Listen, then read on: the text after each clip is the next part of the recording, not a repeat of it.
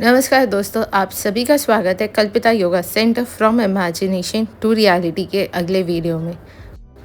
आप में से बहुत जन ऐसे होंगे जिनको यहाँ कंधों पे, गर्दन पे और फिर साथ ही साथ आपको कमर पे भी बहुत ज़्यादा दर्द होता होगा। तो आप में से कई लोगों को शायद आइडिया नहीं होगा कि इसे स्पॉन्डिलाइटिस का पेन कहते हैं। तो उसके लिए क्या करना होगा, आज के इस वीडियो में हम जानते हैं। आप में से बहुत लोग ये सोचते होंगे कि अगर हमने एक्सरसाइज की तो जो आराम हमें दवा से मिल रहा है वो वापस से बढ़ सकता है। तो इसलिए कई लोग एक्सरसाइज करना नहीं चाहते हैं। आज के इस वीडियो में हम यही जानेंगे कि कौन से सिंपल एक्सरसाइजेस और आसन करके आप इस दर्द को कम कर सकते हैं। और इन सब के लिए आपको बहुत ज़्यादा टाइम भी नहीं देना होगा। आप बस 5 से 10 मिनट अपने आप को रोज़ दीजिए और आप फिर खुद ही देखेंगे कि आपको इन एक्सरसाइज से काफ़ी राहत मिल रही है और आपको फिर दवा भी लेने की ज़रूरत नहीं पड़ेगी कुछ ही दिनों में। तो चलिए शुरुआत करते हैं। सबसे पहला आसन जो हम करने वाले हैं उसे बालासन कहते हैं। उसके लिए सबसे पहले इस तरह से वज्रासन में आ जाइए और कोशिश कीजिए अपने दोनों एड़ियों को जॉइन कर सको और फिर अपने हिप्स को अपने एड़ियों पे रखिए। दोनों पैरों के बीच में गैप नहीं होना चाहिए। बिना गैप के दोनों पैर को जॉइंट करके इस तरीके से बैठ जाइए और फिर सांस बाहर छोड़ते हुए नीचे की तरफ इस तरीके से बेंड होइए। कोशिश कीजिए कि आप अपने हिप्स जितना हो सके उतना कम उठाइए। और अब जिन लोगों से ये एक्सरसाइज नहीं होती है, उनके हिप्स काफ़ी ऊपर आ रहे हैं या उनको झुकने में प्रॉब्लम होती है, वो इस तरीके से अपने हाथ को बस स्लाइड कर सकते हैं और धीरे धीरे इस तरीके से करेंगे तो देखेंगे कि वो आराम से आगे झुक पा रहे हैं। और फिर इसी तरीके से धीरे धीरे हाथों को स्लाइड करते हुए ऊपर आइए और बैठ जाइए। तो चलिए बढ़ते अगले एक्सरसाइज की ओर। और जो आसन हम करने वाले उसे अधोमुख स्वानासना कहते हैं। तो चलिए शुरुआत करते। इसके लिए सबसे पहले इस तरीके से हाथ और पैरों को रख लीजिए।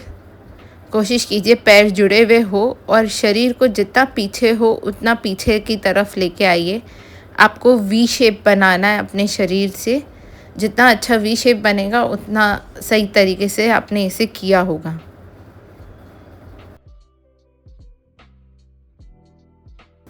अगली एक्सरसाइज जो हम करने वाले हैं उसके लिए आप सुखासन में बैठ सकते हैं या खड़े होकर कर सकते हैं।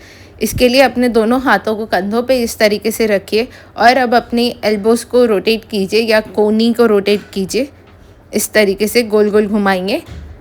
पहले एक तरफ घुमाइए फिर दूसरी दिशा में घुमाइए।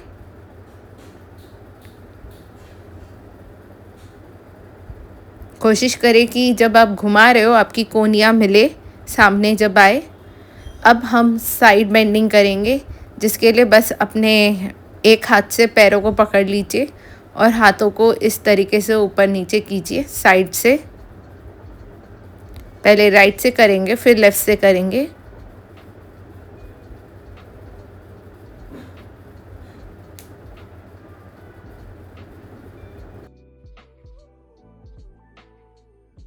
तो चलिए अगले एक्सरसाइज जो हम करने वाले हैं उसे अनुलोम विलोम प्राणायाम कहते हैं। उसके लिए सबसे पहले राइट हैंड से दाएं हाथ से अंगूठे और छोटी उंगली को ले लीजिए और बाकी की 3 उंगलियां मुड़ी हुई हो और आपके दूसरे हाथ में ज्ञान मुद्रा बनाइए, जिसमें आपकी पहली और अंगूठा दोनों जुड़े हुए हो और बाकी की 3 उंगलियां सीधी हो।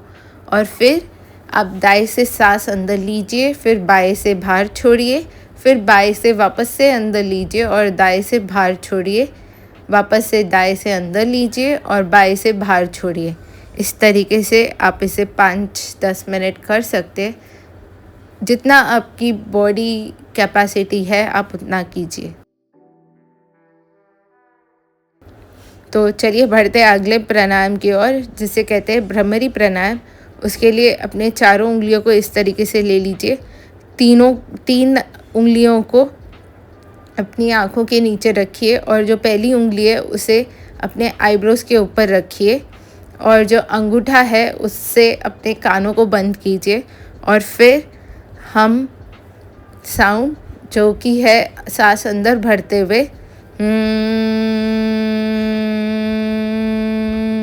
इस तरीके से आवाज़ कीजिए और इसे 5 मिनट तक करते रहिए।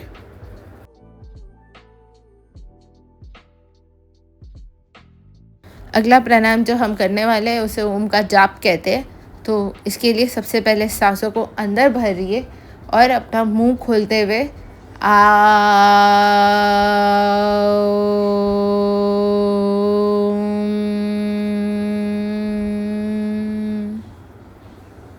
फिर से अपनी सांसों को लीजिए अंदर और मुंह खोलते हुए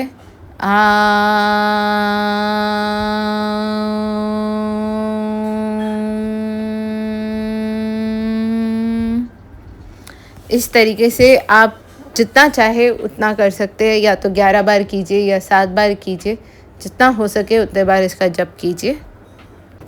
आज के लिए बस इतना ही, मिलते हैं अगली वीडियो में। तब तक के लिए अपना ध्यान रखिए, स्वस्थ बनिए और वीडियो देखने के लिए धन्यवाद।